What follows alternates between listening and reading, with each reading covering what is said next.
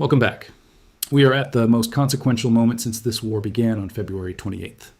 Less than 2 hours before Trump's 8 p.m. Eastern deadline, the deadline he said would bring civilizational destruction to Iran, both the United States and Iran announced a 2-week ceasefire.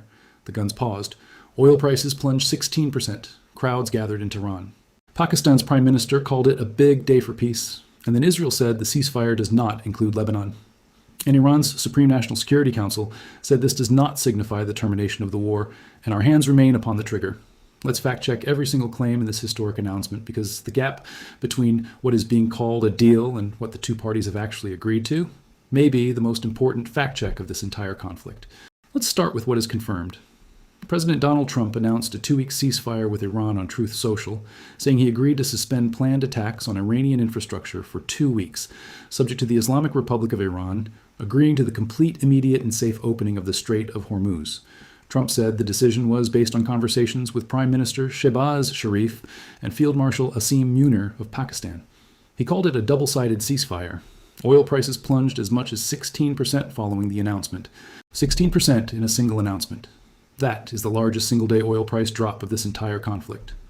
Markets moved on hope. That is the word to hold on to. Hope. Not agreement, not implementation. Hope. Iran's Supreme National Security Council said it has accepted a 2-week ceasefire in the war and that it would negotiate with the United States in Islamabad beginning Friday.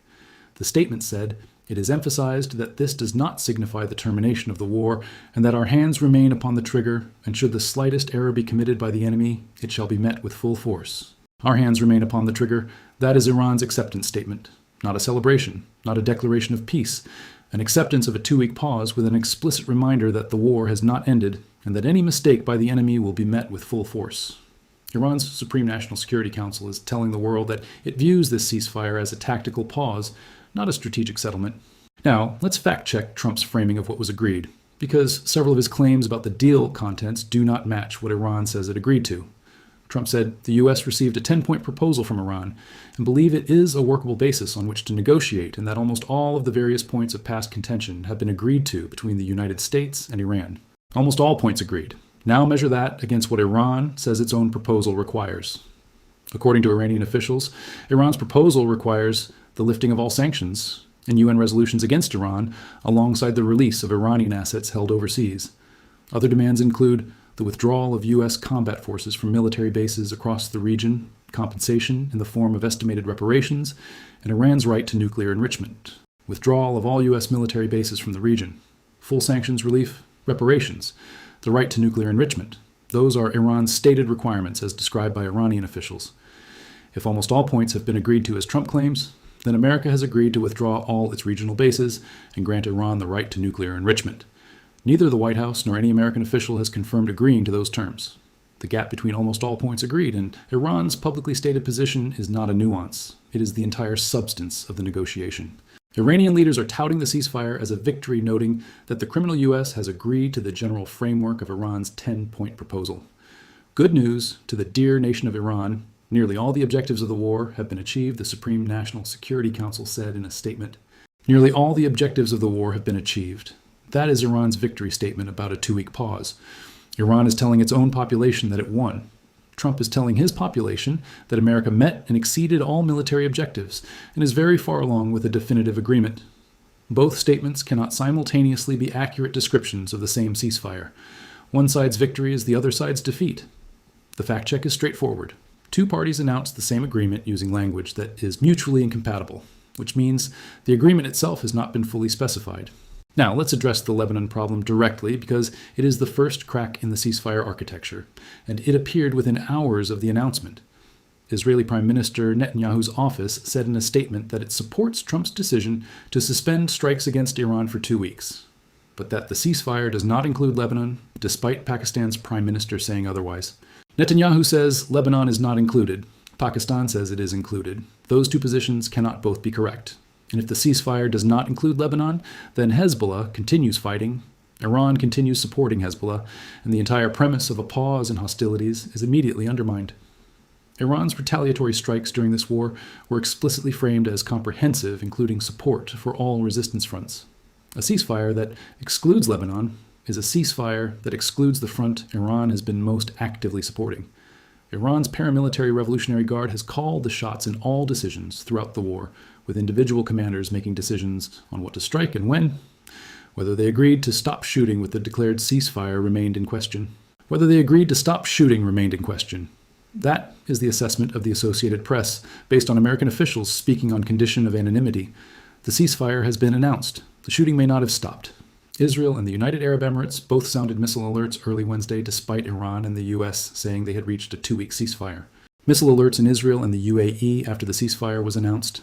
That is either violations of a ceasefire agreement within hours of its announcement, or pre-programmed launches that could not be recalled, or last-minute attacks by groups that were not party to the announcement.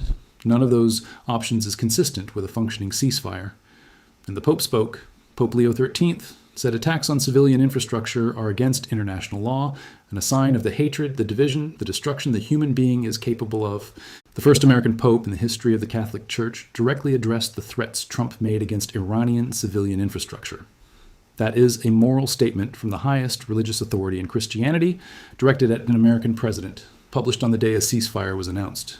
Let's look at the market movement and what it tells us about investor confidence in the ceasefire, because the numbers are extraordinary and they require context. Oil fell 16% on the announcement. S&P 500 futures indicated a 2% opening rise. Those movements reflect institutional investor confidence that the ceasefire holds and that Hormuz reopens. But here's the counterpoint the markets are not yet pricing in. The ceasefire is conditional on Iran's complete, immediate, and safe opening of the Strait of Hormuz. Iran's Supreme National Security Council accepted the ceasefire, but made no specific commitment on the timeline for Hormuz reopening in its statement. Iran has insisted throughout this conflict that Hormuz reopening is linked to a permanent peace settlement, not a temporary pause. The condition that makes the ceasefire operational has not been explicitly confirmed by Iran in terms that satisfy the condition Trump set. That gap between Trump's condition and Iran's acceptance of the ceasefire is the most important unresolved question in global energy markets right now. Now let's talk about Pakistan, because without Islamabad, this ceasefire does not exist.